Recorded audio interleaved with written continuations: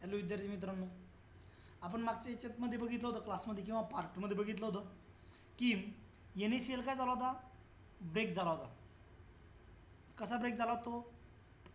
Na plus and Cl minus, बरोबर आहे. म्हणजे डिसोसिएशन झालं होतं त्याचं डिसोसिएशन करण्यासाठी कोण रिस्पॉन्सिबल होतं? तर ते होते water molecule.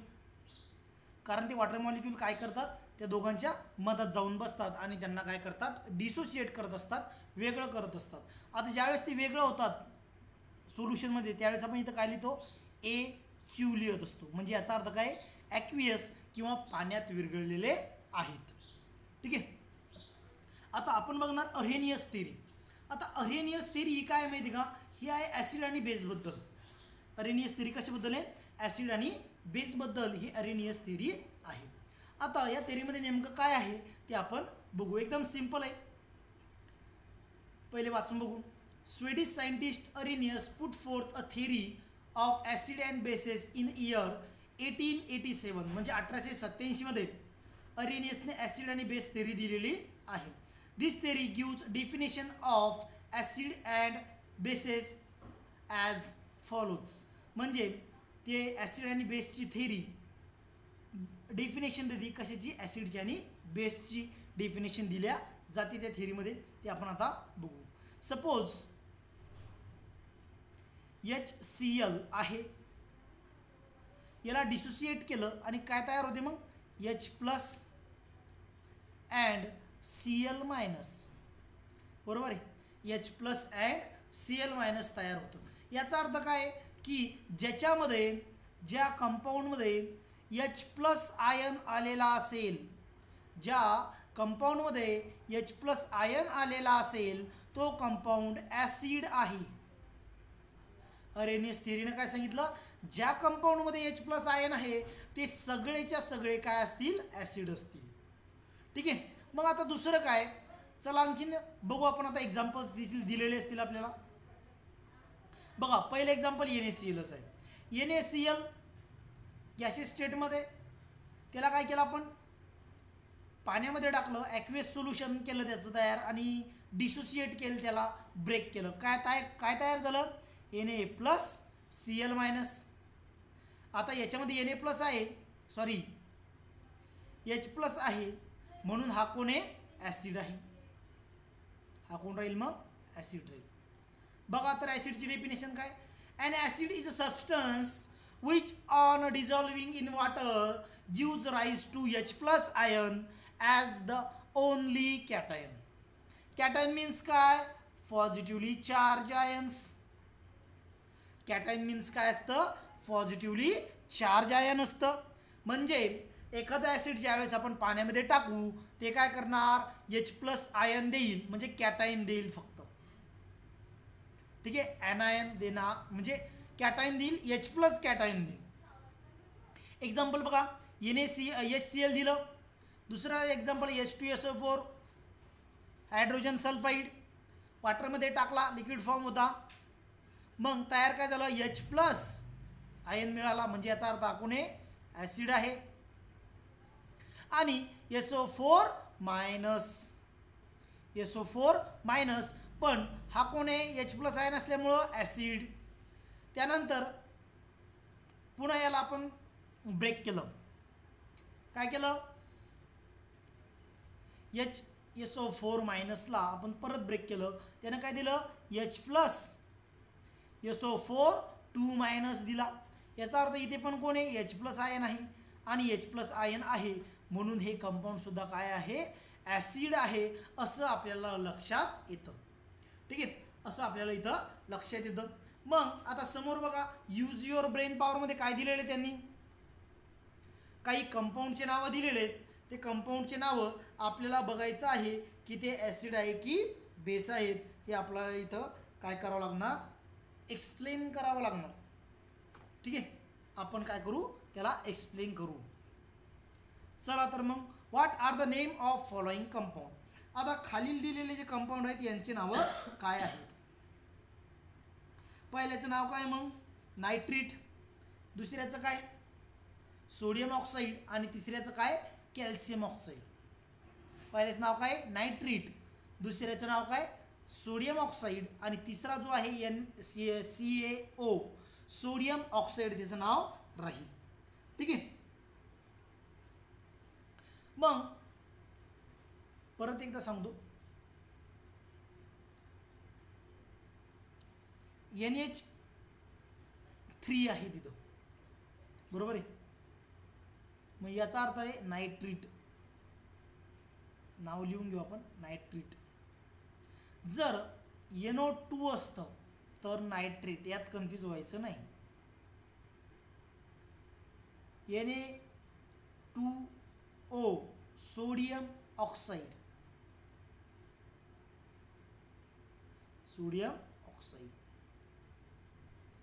CO calcium oxide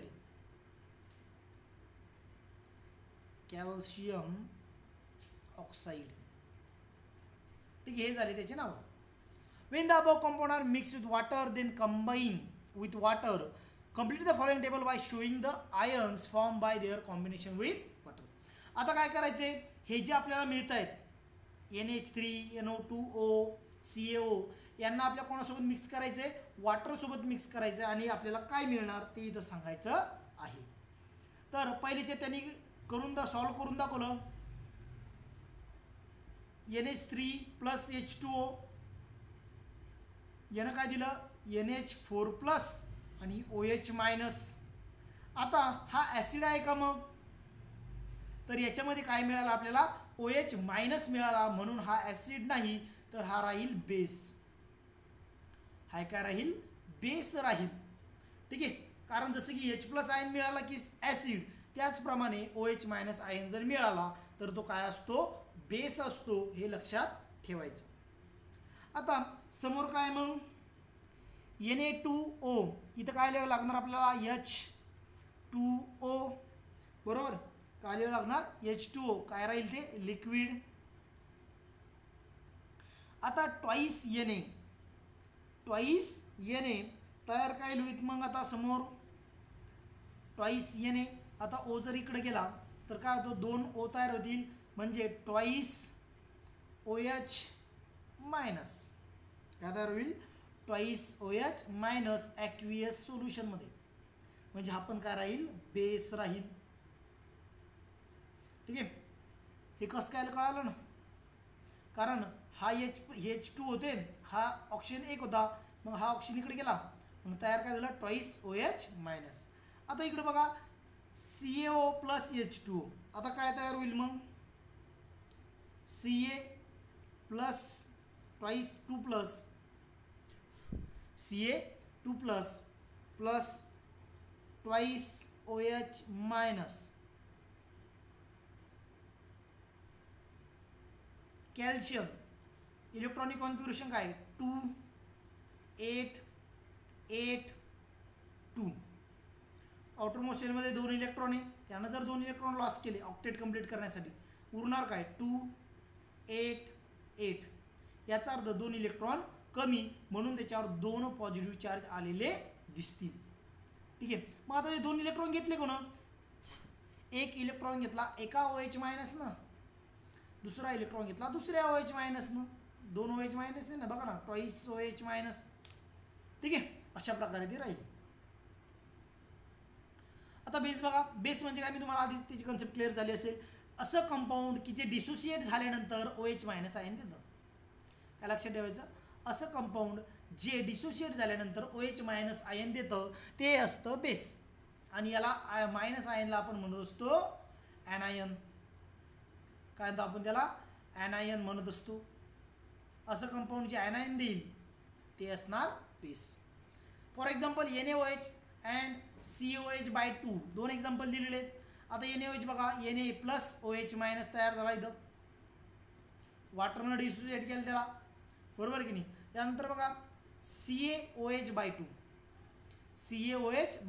याचा अर्थ /2चा अर्थ काय की 2 OH आहेत आणि याच्यावर किती प्लस चार्ज राहील मग 2 पॉझिटिव्ह चार्ज राहील. बघा Ca2 plus plus OH twice OH minus. आता AQ म्हणजे काय ॲक्वियस सोल्युशनमध्ये म्हणजे पाण्यामध्ये विरघळलेलं आहे असं आपल्याला लक्षात येतं. Strong and weak acid, base and alkali. आता स्ट्रॉंग ॲसिड म्हणजे काय माहिती का, पहिले एकदा वाचून घेऊ वरची थेरी आणि नंतर बघू. HCl and acid and bases are classified as a strong and weak on the basis of extent to which they dissociate in aqueous solution. हे कशावरून ठरवणार आपण, जे ॲक्वियस सोल्युशनमध्ये कसे डिझॉल्व्ह होतात त्याच्यावरून आपण ठरवणार की ते स्ट्रॉंग ॲसिड आहे की वीक ॲसिड आहे किंवा स्ट्रॉंग बेस आहे की वीक बेस आहे. चला तर मग आता बघू. पहिलं एक्झाम्पल घेऊ आपण HCl. ठीक आहे. स्ट्रॉंग ॲसिडचा अर्थ असतो, स्ट्रॉंग ॲसिड जेव्हा एखादा ॲसिड पाण्यामध्ये पूर्णतः विरघळेल, जेव्हा एखादा ॲसिड पाण्यामध्ये पूर्णतः विरघळेल ते असणार स्ट्रॉंग ॲसिड. जर समजा आपण पाण्यामध्ये 1 मोल, पाण्यामध्ये काय केलं आपण 1 मोल HCl टाकलं, जर आपण पाण्यामध्ये 1 मोल HCl टाकलं तर मोर दॅन 0.95 मोल, मोर दॅन 0.95 मोल म्हणजे नियर अबाउट 100 मोलच, म्हणजे 1 मोलच हे काय होईल, डिझॉल्व्ह होईल पाण्यामध्ये किंवा त्याला म्हणू आपण डिसोसिएट होईल. काय म्हणू, डिसोसिएट होईल. म्हणजे जवळजवळ पूर्ण डिसोसिएट झाला ना, 1 मोल टाकला तर त्यापैकी 0.95 जर मोल डिसोसिएट झाले तर मग अनडिसोसिएट किती राहिले, फक्त 0.5. याचा अर्थ जवळजवळ सगळेचा सगळा मोल त्या पाण्यामध्ये काय झालेला असेल, डिझॉल्व्ह झाला असेल. त्याला म्हणत असतो आपण स्ट्रॉंग ॲसिड.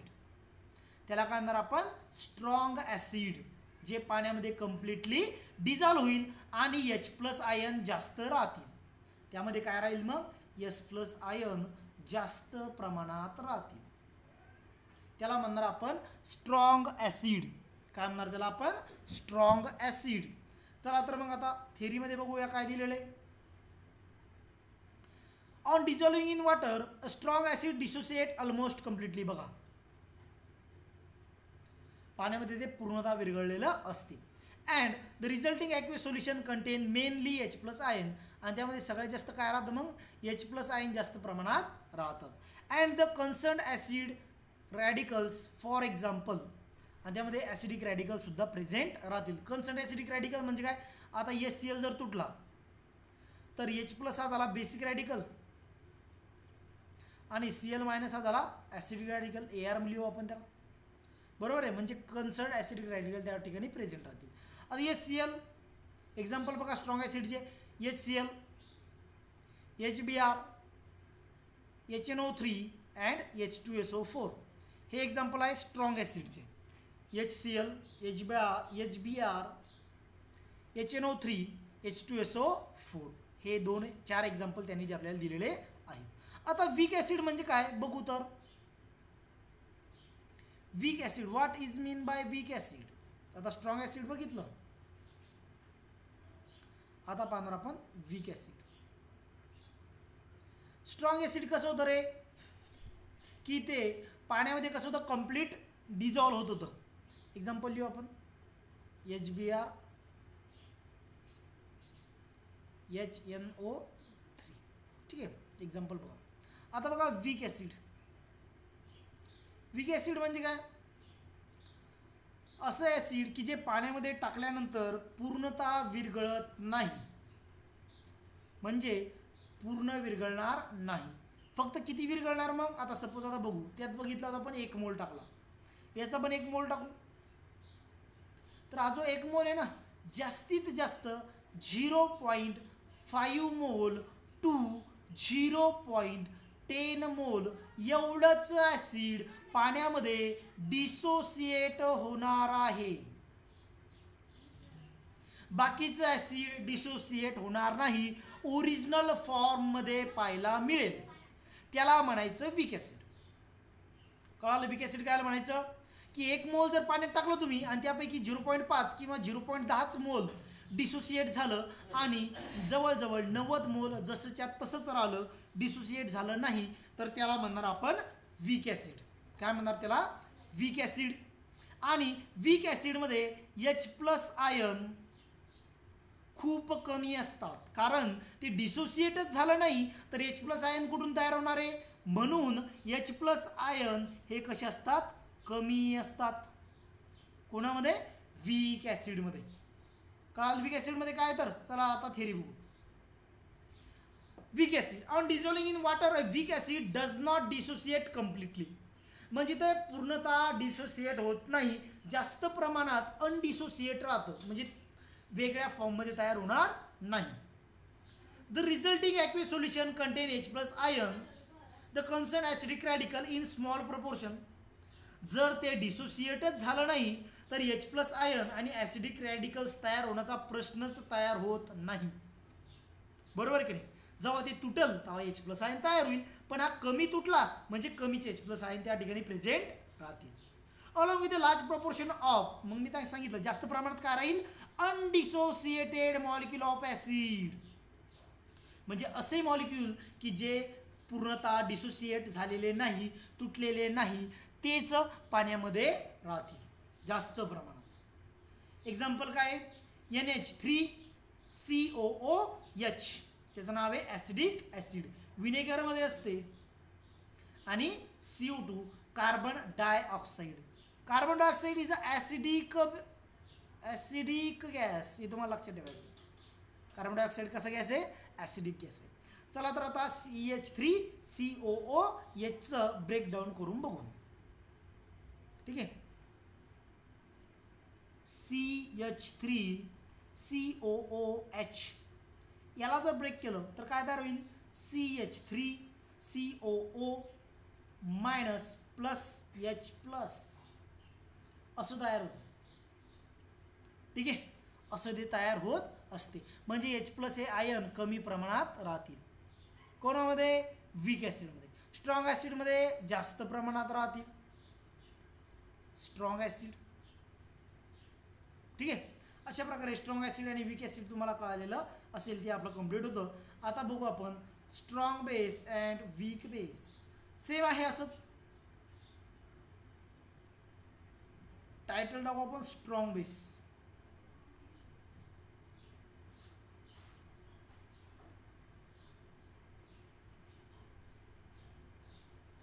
Strong base. आता स्ट्रॉंग बेस म्हणजे काय माहिती का? असा बेस की जो पाण्यामध्ये टाकल्यानंतर ऑलमोस्ट कम्प्लिटली डिझॉल्व होईल किंवा डिसोसिएट होईल आणि जास्त प्रमाणात जास्त काय देईल तो? OH- ion. काय देईल तो? जास्त OH- आयन आपल्याला त्या ठिकाणी मिळतील. त्याला म्हणणार आपण स्ट्रॉंग बेस. काय म्हणणार त्याला? Strong base. आता एक्झाम्पल आहे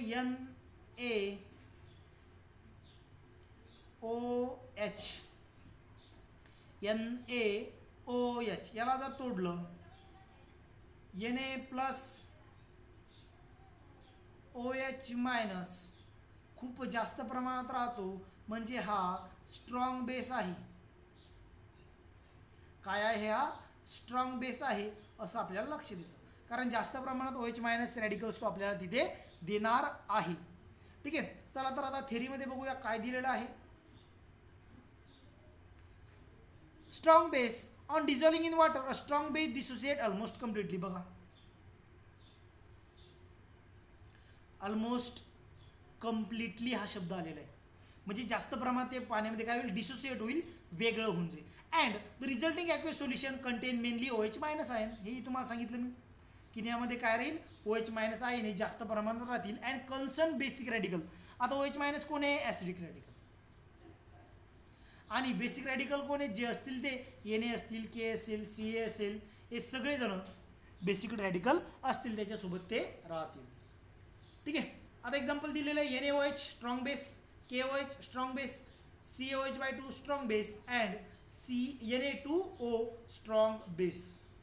हे सगळे एक्झाम्पल स्ट्रॉंग बेसचे आहेत. आता वीक बेसमध्ये काय होणार आहे? वीक बेसमध्ये काय होईल?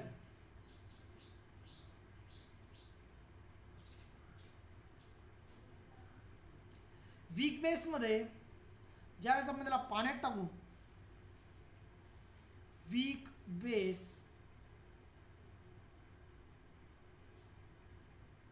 ज्यावेळेस त्याला आपण पाण्यात टाकू त्यावेळेस तो कम्प्लिटली डिझॉल्व होणार नाही. अनकम्प्लिटली म्हणू आपण त्याला, अनकम्प्लिटली डिझॉल्व किंवा डिसोसिएट. ठीक आहे, त्याला आपण पाण्यात टाकलं की तो पूर्णतः डिसोसिएट होणार नाही. मग आता जर तो पूर्णतः डिसोसिएट झाला नाही तर तो काय देणार आहे? काय देणार आहे? तो काय देईन आपल्याला? कमी प्रमाणात OH मायनस आयन प्रोव्हाइड करेल. काय करेल? जर तो डिसोसिएटच झाला नाही तर कमी प्रमाणात OH मायनस आयन तो काय करेल? आपल्याला देईल. ठीक आहे, म्हणजे कमी राहील OH मायनस आयन. बघा मग वीक बेस काय आहे तर, on dissolving in water a weak base do not dissociate completely. बघितलं, पूर्णतः डिसोसिएट होणार नाही. The resulting aqueous solution contain a small proportion of OH minus ion. हेही सांगितलं तुम्हाला की कमी प्रमाणात OH मायनस आयन त्या ठिकाणी राहतील. The concerned basic radical along with large proportion of undissociated molecule. म्हणजे OH मायनस आयन कमी राहतील, अनडिसोसिएटेड मॉलिक्यूल कमी राहतील आणि बेसिक रॅडिकल त्या ठिकाणी प्रेझेंट राहतील. For example NH3. For example काय दिलेलं त्यांनी? NH3 हे एक्झाम्पल आपल्याला दिलेलं आहे. आता अल्कली. अल्कली म्हणजे काय माहिती का? असे बेसेस जे पाण्यामध्ये सोल्युबल असतात. अल्कली म्हणजे काय? असे बेसेस जे पाण्यामध्ये सोल्युबल असतात. तर मग कोणते कोणते ते एक्झाम्पल बघा. NaOH, KOH, NH3, NaOH and KOH are strong bases and NH3 are weak base. हे आपण आता बघितलं. वीक बेस अँड NaOH आणि KOH कसे आहेत? Strong base. बघा इथं आहे की नाही? हे झाले पाण्यामध्ये जे पाण्यामध्ये सोल्युबल बेसेस असतात त्याला आपण अल्कली म्हणत असतो. पाण्यामध्ये सोल्युबल बेसेस असतात त्याला आपण काय म्हणतो? अल्कली म्हणत असतो. आणि कोणती अल्कलीत मग ते NaOH आहे, KOH आहे आणि NaOH आहे आणि KOH हे स्ट्रॉंग बेस, तर NH3 हा काय आहे? वीक बेस आहे. इथं आपल्याला लक्षात येतं. कारण वीक बेस काय दो? कारण त्यामध्ये OH मायनस आयन कमी देतो आणि डिसोसिएशन कमी झालेलं असतं. ठीक आहे, चला तर आता आपण समोरचा चार्ट बघू. वरच्यामध्ये काय कोणती रॅडिकल्स मिळणार आपल्याला? सगळ्या याच्यामध्ये मिळणार H+ आयन. समोरच्या याच्यामध्ये काय मिळणार? H+ ion. याच्यामध्ये H+ पण 2 रॅडिकल्स मिळतील. Twice H+. समोर इथे पण किती मिळणार? Twice H+. HbO3चं काय असणार? 3 आहे मुळे थ्राइस H+. इथं thrice H+ and last H+ राहील फक्त. कारण काय? याला ज्यावेळेस आपण तोडतो काय तयार होतं? CH3COO minus plus H+. म्हणजे एकच H+ आयन त्या ठिकाणी मिळतो, म्हणून तिथं एकच आपण H+ आयन लिहिलेला आहे. त्याचप्रमाणे तुम्हाला आता इथं काय लिहायचं? OH मायनसची लिहायचे आहेत. पहिले लिहून दाखवतो OH मायनस आणि लास्टवालं लिहून दाखवतो OH मायनस. बाकी तुम्हाला लिहायचं की ते किती राहतील. अशा प्रकारे आपलं काय संपलं या ठिकाणी? Strong base, strong acid, weak base and weak acid हा पार्ट आपल्याला या ठिकाणी कव्हर झालेला आहे. Thank you very much. व्हिडिओ आवडत असेल तर लाईक, शेअर आणि सबस्क्राईब करायला विसरू नका. बाय.